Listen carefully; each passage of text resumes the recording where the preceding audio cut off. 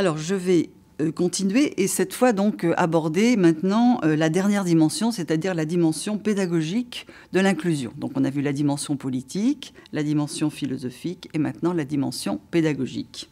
Parce qu'effectivement, il y a une dimension pédagogique. Alors cette dimension pédagogique, elle est dans la loi de 2013, où on dit que la pédagogie doit être au service de l'inclusion scolaire. On parle de la mobilisation de la communauté éducative, de l'importance du travail interdisciplinaire aussi. Donc là, on a bien conscience de tout ce qu'implique cette école inclusive. Et voilà, on essaie de la promouvoir. Alors là, je reviens au québécois, c'est vrai, en citant un auteur qui s'appelle Viennot et qui, à sa façon, résume bien ce qu'on pourrait appeler une pédagogie inclusive, parce qu'il existe une pédagogie inclusive, qui d'ailleurs est une pédagogie ou différenciée ou individualisée, quand il dit, écrit dans un livre, que la pédagogie inclusive, c'est faire de l'éducation générale, dispenser dans une classe ordinaire, une éducation spéciale, c'est-à-dire une éducation adaptée aux besoins particuliers de tous les élèves. Donc, la pédagogie inclusive, ce serait donc une pédagogie différenciée, une pédagogie adaptée aux besoins, non pas seulement et uniquement aux élèves différents, enfin aux élèves en situation de handicap, mais adaptée aux besoins particuliers de tous les élèves, parce que chaque élève a des besoins particuliers. Et donc, j'aime bien quand il dit que c'est l'éducation générale qui devient spéciale, parce que c'est vrai que l'éducation spéciale, ça a toujours été ça, quelque chose, une approche beaucoup plus individualisée, prenant en compte le profil de la personne, ses intérêts, ses capacités, etc.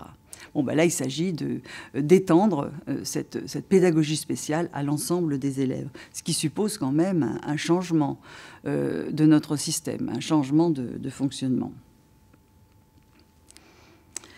Alors, donc, la pédagogie inclusive, c'est aussi effectivement le sur-mesure, on peut l'exprimer comme ça. Elle refuse toute forme de rejet, ça c'est clair.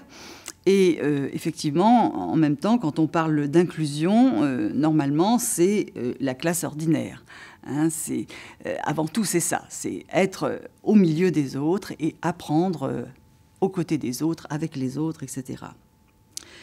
Donc c'est vrai que par rapport à l'intégration, ça vise une intégration pédagogique maximum, quoi. C'est-à-dire, voilà, c'est aller le plus loin possible. C'est pas seulement, voilà, faire en sorte que les élèves se rencontrent de temps en temps, à certains moments, mais vraiment leur donner la possibilité d'apprendre ensemble.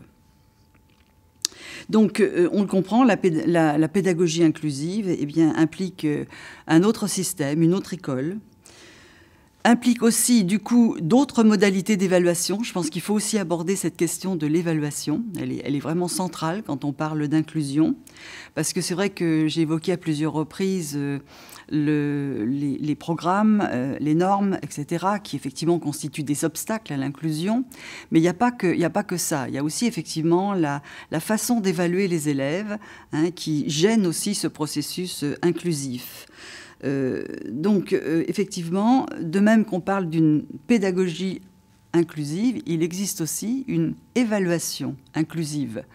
Donc, quand on regarde un petit peu la littérature, là, qui d'ailleurs est plus anglo-saxonne que française, notamment tous les écrits de l'Agence européenne,